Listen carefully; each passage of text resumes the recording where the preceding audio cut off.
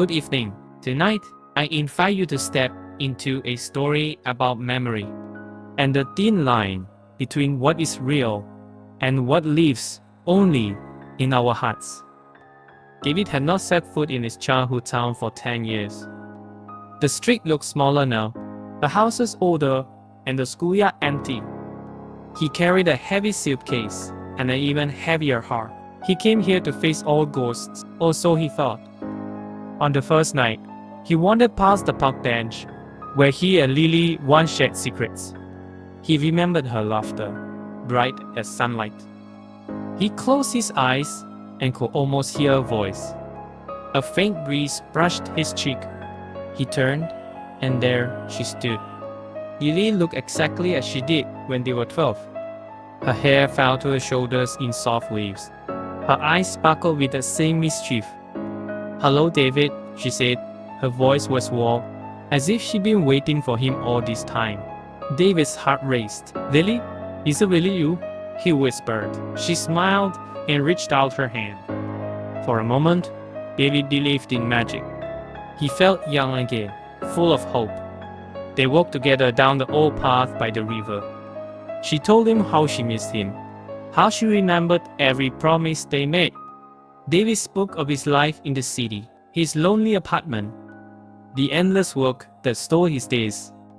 Lily listened as if she understood everything. As they passed under the willow tree, Lily stopped. Her face grew sad. "David," she said softly, "there is something I must tell you." He frowned.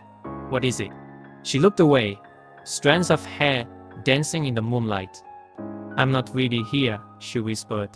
David's smile froze. "What do you mean?" he asked, voice trembling. Lily turned back to him, tears shining in her eyes. "I only live in your memory. You brought me back tonight. But when you leave, I will fade away again." David shook his head. "No, that can't be true." He reached for her hand, but his fingers passed right through. Panic rose in his chest. "Lily," he cried. She began to blur, her ages dissolving like mist at dawn. "Don't go," he begged. "Stay with me." She pressed her hand to his cheek, warm and real for an instant.